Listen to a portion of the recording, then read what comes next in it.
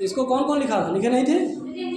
तो लिखे थे तो लिखे वाले से मिलाइए, जिनके पास किताब हो किताब से मिलाइए। दूसरा है आस्तन युगम अस्पृश्नातम समीपवर्ती हृदय शोकाग्ने चरत विमुक्ताहारम व्रतम युग तो रिपुस्त्रीणाम।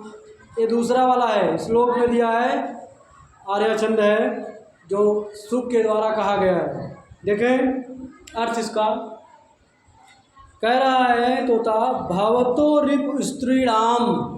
भावतो माने आपके जो रिपु माने शत्रु हैं, हे महाराज आपके शत्रु स्त्रियों के, आपके जो शत्रु हैं ये शत्रु तो खत्म हो गए, जल गए, समाप्त हो गए, लेकिन शत्रु की जो स्त्रियां हैं वे उनका हृदय शोकाग्नि, उनका हृदय शोक की अग्नि से जल रहा है।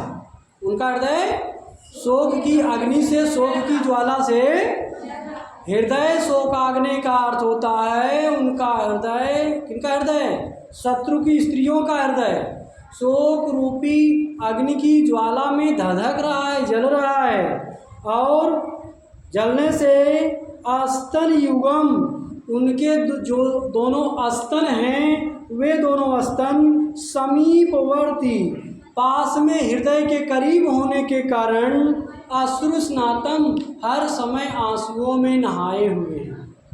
उनके दोनों स्तन किस में नहाए हुए हैं? आंसुओं में नहाए हुए। दो चीज़ बताया। पहली चीज़ बताया कि हे महाराज आपके जो शत्रु हैं उन शत्रुओं की स्त्रियों का हृदय शोक की अग्नि से, शोक की ज्वाला से जल रहा है, और उनके समीपवर्ती जो उनके दोनों स्तन हैं, हृदय के समीप रहने वाले जो उनके दोनों स्तन हैं वे क्या हैं? वे अश्रुस्नातम, वे आंसुओं से नहाए हुए हैं, अर्थात आंसुओं से भीगे हुए हैं। और विमुक्ताहारम व्रतम युवाचरति, और हार जो है गले का हार, वो हार जो है अलग, विमुक्ता, विमुक्त माने अलग हो गया है, और अलग हो करके मानो व्रतम यु आचरति, व्रत उपवास कर रहा है, व्रत का आचरण कर रहा है। हार अलग हो करके मानो व्रत का आचरण कर रहा।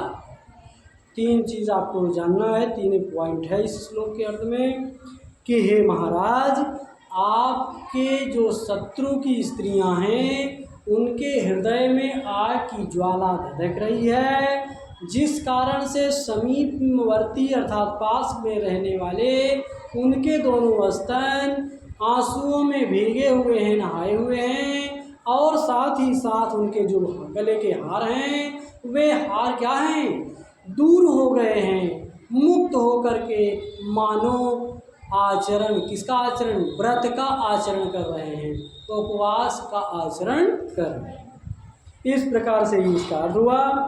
आगे राजा कहता है कि राजा, तीसरा देखें, राजा तू ताम श्रुत्वा संजात विस्मय तमेव ब्रवीत आवेदे तु भवानादितः पृथ्वी कातर्षयेनाम आत्मनो वृत्तम जन्म कस्मिन् देशे का माता कस्ते पिता कथम शास्त्राणां परिचय कियद्वा वयः कथम पंजरबंध कथम चांडालहस्तगमनम इवा कथम आगमनम मिति।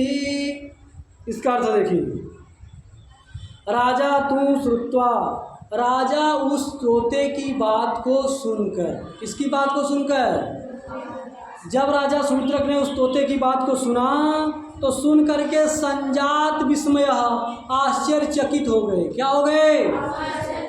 राजा सूत्रक उस तोते की बात को सुन करके संजात विस्मय, आश्चर्यचकित हो गए, और तम एव अब्रवीत, और उस तोते से बोले, और उस तोते से बोले, क्या बोले?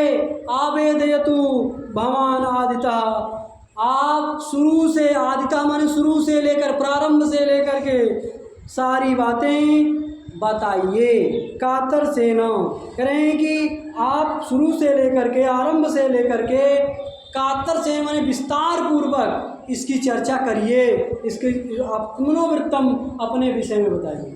माने आप जो है अपने विषय में विस्तार पूर्वक पूरी कहानी, पूरी कथा शुरुआत से लेकर के अब तक की बताइए, ऐसा कहा। फिर पूछा, कितने प्रश्न किया, पूछा राजा शुक्र क्या पूछा, कहा कि जन्म कस्मिन देश है, आपका जन्म किस देश में हुआ, आपका जन्म कस्मिन देश है, आपका जन्म किस देश में हुआ, कहाँ हुआ, का माता, तुम्हारी माता कौन है, कस्ते पिता, ते माने तुम्हारे पिता कौन है, और कथम शास्त्राणाम परिचय, शास्त्रों से तुम्हारा परिचय कैसे हुआ, वेद शास्त्र इतिहास पुराण की बात आप कैसे जाने, इससे परिचय आपका कैसे हुआ, कियत भावया, आपकी उम्र कितनी है, और पंजरस्थम, तुम पिजड़े में कैसे, पिजड़े में लेके आई थी ना चांडाल कन्या, तो तुम पिजड़े में कैसे बध गए, कथम चांडाल हस्तगमनम, कैसे चांडाल कन्या के हाथ में तुम आए, इहवा कथम आगमनम इति, अथवा यहाँ पर कैसे आगमन हुआ, यहाँ पर आपका आगमन कैसे हुआ। फिर से इसका हिंदी अनुवाद देख लीजिए।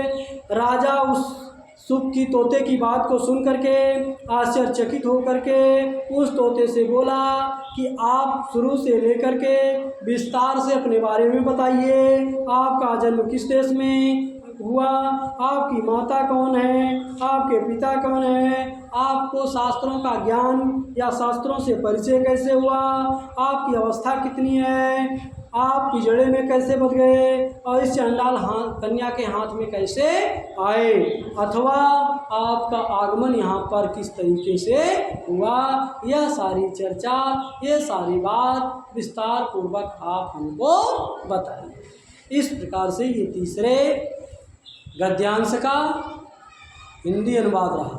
ठीक है, पढ़ लीजिएगा, ले जाओ बेटा।